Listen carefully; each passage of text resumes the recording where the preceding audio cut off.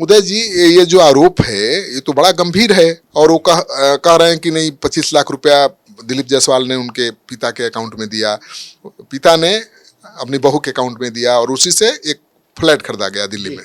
ये क्या मामला है? भ्रष्टाचार कैसे लग रहा है?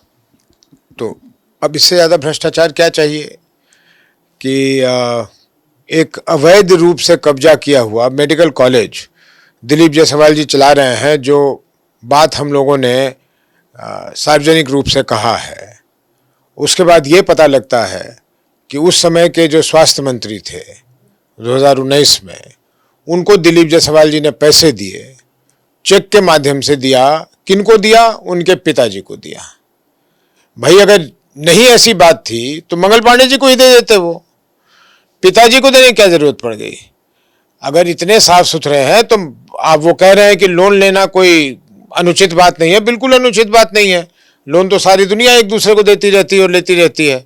तो मंगल पांडे जी को दे देते हैं। मंगल पांडे जी छोड़िए, उर्मिला जी को दे देते हैं, जो मंगल पांडे जी की पत्नी है, जिनके नाम पे फ्लैट खरीदा गया है, उनके नाम पर दे देते। जब उनके पास पैसे आते तो वापस कर देते।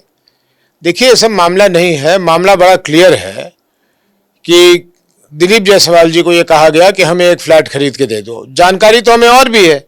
जानकारी तो हमें ये भी है कि और जो इसमें पैसे जो हर प्रॉपर्टी में होता है कि कुछ पैसे अलग से भी दिए जाते हैं चेक के अलावा, वो भी पैसे जहाँ से आए हम लोगों को मालूम है। लेकिन वो इसलिए नहीं हम बता रहे, इसलिए नहीं कह रहे, उसका अमाउंट नहीं बता रहे, कुछ नहीं कर रहे, क्योंकि उसका हमारे पास साक्ष्य नहीं है।